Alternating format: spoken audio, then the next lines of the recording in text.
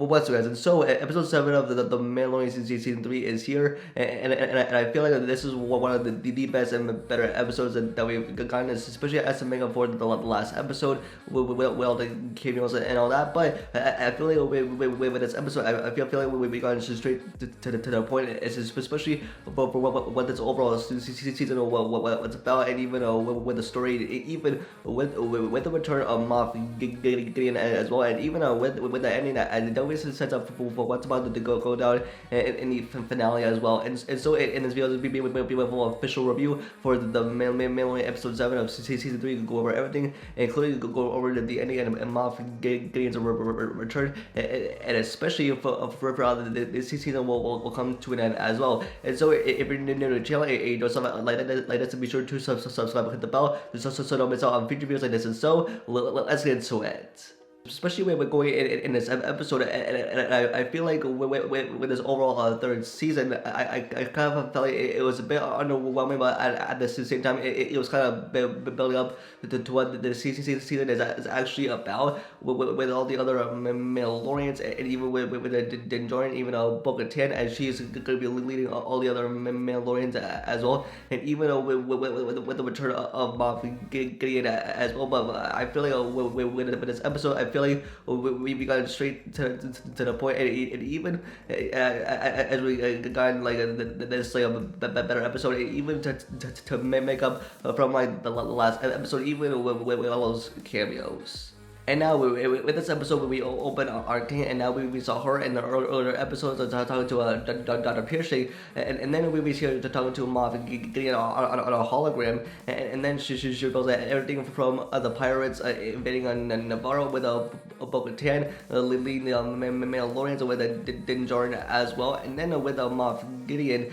and now with the whole plan with Mandalorian, and then he says that I shall deal with our Mandalorian friends. Is kind of foreshadowing like the end of, and like especially for what's about to do with Mandalorian, but I'll get to that in a bit. And now I think with the Moff Gideon's return in this season, I think he's about to do something, especially with Mandalore. And then we hear a name drop of Thrawn. Grand Admiral Thrawn's return will herald in the re-emergence of our military. And now with a live action Thrawn who we'll see in the Ahsoka show, played by Lars Mikkelsen, like it was confirmed back at Star Wars Celebration. And now with the way that they could to set up Thrawn in this show, and like with how like they also set him up in preparation for the Ahsoka show, and like maybe they'll introduce him probably in like a post-credit scene, probably at the end of the Mandalorian season 3. And yeah, that is just my prediction of how the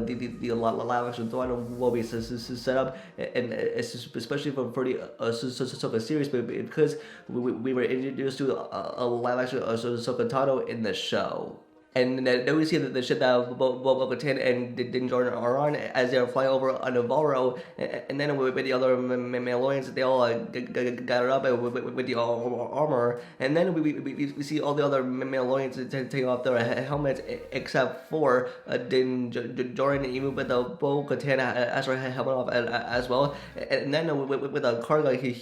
gives Din-Djarin again to celebrate their new neighbors. It reveals a liquid is from a core sun, and now and even while the Mandalorians gathered up, especially with for what about to do, especially with Moff Gideon. And then Karga introduces Din-Djarin to IG-12, and then we see a Grogu just operating the thing kind of like a vehicle, and then like with a Grogu operating the entire machine, but with Din-Djarin and then now like Grogu like operate and use it, but then we see a Grogu like toy off for the first time. I think this is the cutest thing ever, especially with a Grogu like operate heavy machinery, and I think with Grogu pressing all the buttons and saying yes and no, it's kind of foreshadowing the later scenes. And next we see all the other Mandalorians gathered up, and with Bo-Katan revealing what their plan is to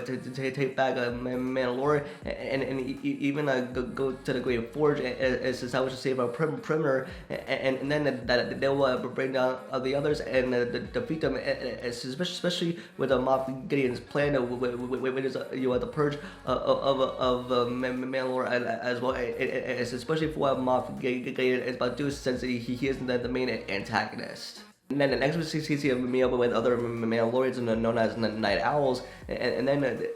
take a trip with them to Mandalore, and then with Bo-Katan, she reveals that she did a sweater because of the Great Purge, even with the save the others, and even as she met with Moff Gideon, and then for what else, and the Night Owls reveal is that they were punished as a warning to the whole galaxy. And even it's especially evolving what Moff Gideon is about to do. Also, on top of that, they also said that they refused to surrender, and that means with the other Mandalorians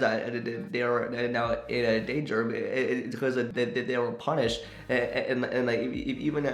with Bo-Katan, she says that with Mandalore it's too powerful for an enemy to defeat, and so that means that they are to take back their home world. And then we see this nice little moment between Bo-Katan and Din-Djarin, and with Din, he says that they'll rebuild everything. They rebuild Mandalore if it gets destroyed. And then with Bo-Katan, she tries to give the dark saber to Din, and then from what he says, that it means nothing to him or his people, especially with that dark saber being used, especially as it was the first time with the Din-Djarin using it. And then we see Paz and Axel playing a game, and then it suddenly turns into a fight, and then as they're fighting, we see Paz using a weapon to defeat him, and then we see Grogu in his IG-12 to break up the fight, and then he presses on the button many times, many times, and even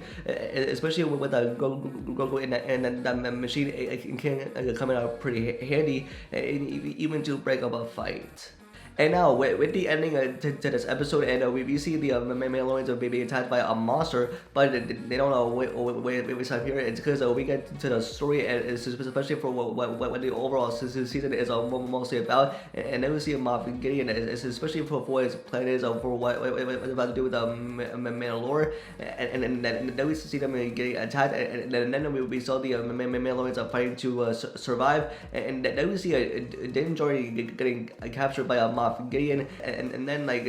they go to run, and then like with Paz, like he goes to fight them all, and then he makes the ultimate sacrifice, and then it's especially with the others, I think a little behind, even with Bo-Katan as well. I think this is the most emotional ending, and definitely one of the best episodes, especially for what the season has to offer, and even with Paz making the ultimate sacrifice, and with this is setting up the finale. And yeah, I think this is one of the best episodes in the Mandalorian season 3, especially with the overall story for what the season is about, especially with Moff Gideon as a villain, and even for what his plan is, for what he's about to do with Mandalore, and even with the Din-Djarin getting captured, and with all the others, and even with Grogu being a level behind. I think this is gonna be one heck of a finale that will close out season 3 of the Mandalorian, and I just cannot wait to see for what's next, especially for the finale as well. And so that's gonna be it for the video. Let me know your guys' thoughts in the comments down below, and what your thoughts on episode 7 of the Mandalorian season 3, and what your overall thoughts on it. Give me a rating between 1 out of 10. You can give this video a like and subscribe to turn on notifications for future videos, and for live updates always follow me on Twitter. And with that, I'll see you guys in the next video. Peace.